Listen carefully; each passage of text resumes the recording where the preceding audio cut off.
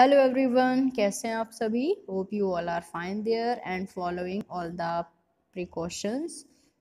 Okay, so here we are going to continue the same chapter which we were continuing in the previous video, chapter 11, Ratan and the postmaster।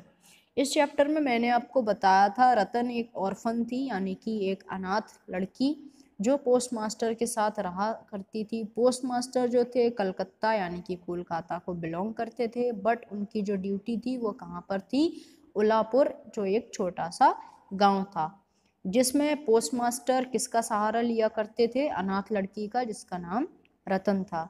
और रतन भी खाना सब कुछ किसके पास खाती थी, पोस्ट मास्टर के यहाँ। ओके, और वो उनको क्या बुलाती थी, दादा।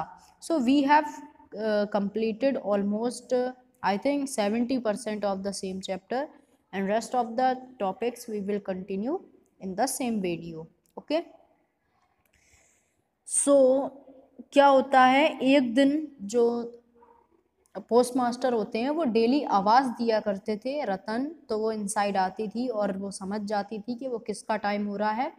वो जो पोस्ट मास्टर थे जिनको वो दादा कहती थी, वो क्या करते थे, पाइप जो था, स्मोकिंग पाइप, वो पिया करते थे और वो बोलते थे रतन को लैंप जलाने के लिए शाम के टाइम, और उस पाइप को जलाने के लिए कहते थे। तो एक दिन क्या हुआ, जो पोस्ट मास्टर थे उनकी तबीयत खराब हो चुकी थी, मींस उनको फीवर था। तो रतन तब तक बाहर ही बैठ के वेट करती रही कि मुझे दादा जब बुलाएंगे तभी वो अंदर आया करती थी। तो वो वेट करती रही, कोई आवाज़ नहीं आई। तो रतन अंदर गई और जाकर देखा तो उसको लगा दादा सो रहे हैं। तो वापस आ ही रही थी कि पोस्ट मास्टर ने आवाज़ दी रतन। तो वो फिर से मुड़ी और पोस्ट मास्टर के पास गई।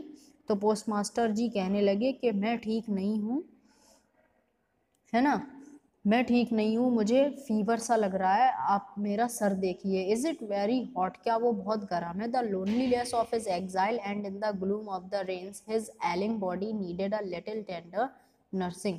मीन्स उनको उपचार की जरूरत थी, वो बीमार थे। Ratan ceased to be a little girl, she at once stepped into the post of mother, called in the village doctor, gave the patient his pills, sat up all night by his pillow।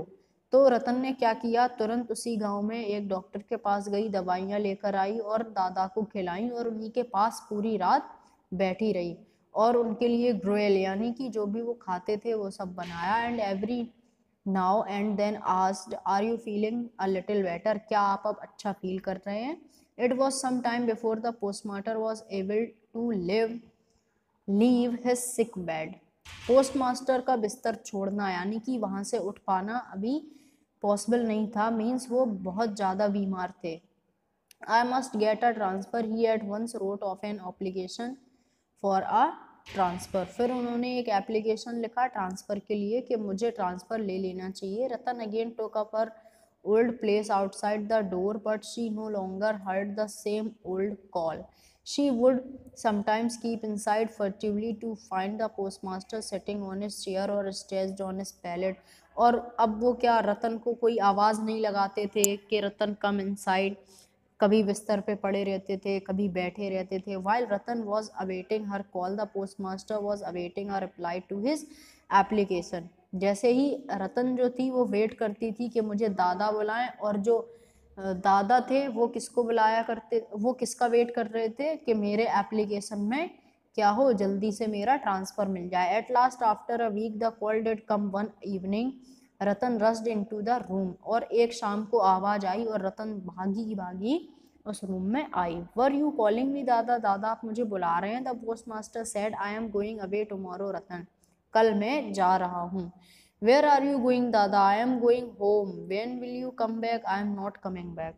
तो उसने पूछा आप किधर जा रहे हैं, तो उसने बताया मैं घर जा रहा हूँ, आप कब आएंगे। तो उसने बोला कि मैं वापस नहीं आऊँगा। Ratan asked no other question for a long time. Neither of them spoke another word. The lamp went on dimly burning. रतन ने फिर कोई क्वेश्चन नहीं पूछा, उसके पास कोई वर्ड नहीं था कहने के लिए, और जो लैंप थी वो भी बहुत डिम जल रही थी।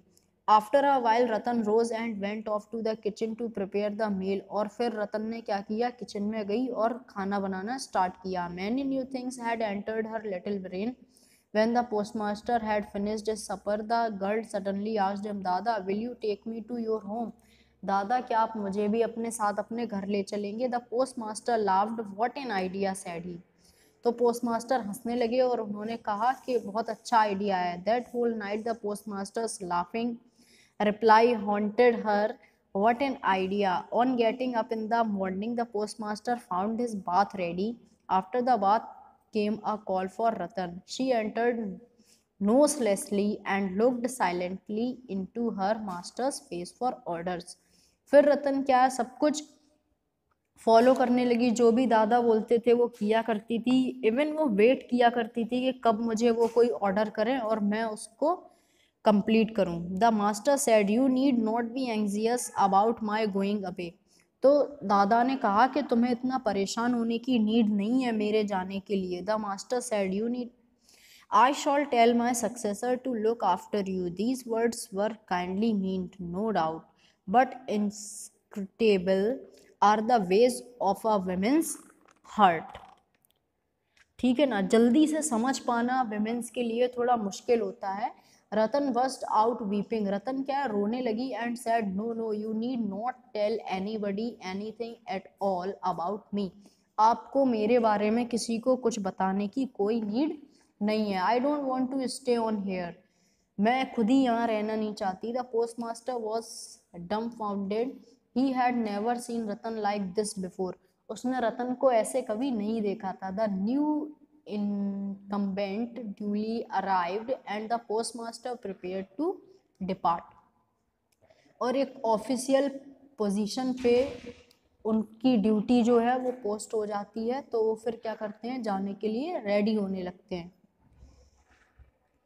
Here is something for you, he brought out from his pocket the whole of this month's salary, retaining only a trifle for his travelling expenses. और उन्होंने पॉकेट से कुछ निकाला और कहा, रतन तुम्हारे लिए मेरे पास कुछ है और वो मैं आपको देना चाहता हूँ. The Ratan fell at his feet and cried. Ratan क्या करने लगी, उनके पैरों पे गिर गई और रोने लगी. ओ दादा, I pray you, don't give me anything, don't in any way trouble about me. And then she ran away out of sight.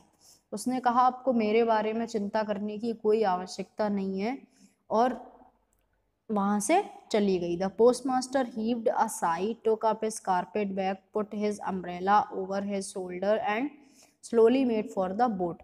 और वो बोट के लिए जाने लगे दादा, और उन्होंने सब अपना सामान भी उठा लिया. When the boat was under way and the rain-swollen river swirled and sobbed at her bows, the postmaster felt a pain at heart. The grief-stricken face of a village, okay, village seemed for him the great unspoken pervading grief of Mother Earth herself. At one time he had an impulse to go back and bring her away, but already the village was left behind. उसको सब कुछ याद आ रहा था कि कैसे गांव के लोग थे जो हमारे साथ फैमिलियर हुए, अच्छे थे, है ना.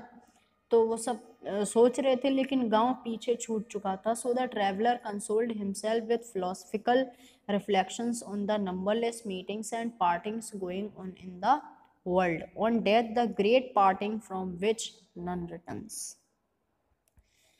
रतन के पास कोई फिलॉसफी नहीं थी. She was wandering about the post office in a flood of tears. वो कुछ भी नहीं सोच रही थी, जबकि पोस्टमास्टर थे वो ये सोच रहे थे कि मैं मीटिंग्स में उलझ जाऊंगा, बहुत सारा काम होगा, बहुत बड़ी जगह है तो वहाँ पे मेरा मन लग जाएगा, मुझे ये सब याद नहीं आएगा. लेकिन रतन जो थी उसके पास कोई ऐसी अंडरस्टैंडिंग नहीं थी. वो बस केवल किसके बारे में सोच रही थी, she was wandering about the post office in a flood of tears. वो पोस्ट ऑफिस के बारे में सोच रही थी और बहुत तेजी से रो रही थी. Maybe that she had still a lurking hope in some corner of her heart that her dada would return.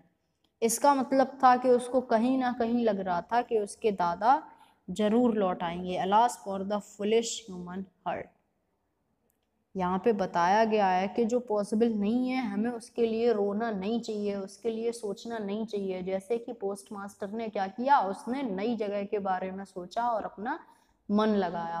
पीछे के बारे में अगर सब सोचेंगे तो आगे आने वाले टाइम में सभी लोग निराश होंगे, उनका मन नहीं लगेगा, और निराश होने से रोने से कोई चीज वापस तो आ जाती नहीं है ना। So this was your complete chapter.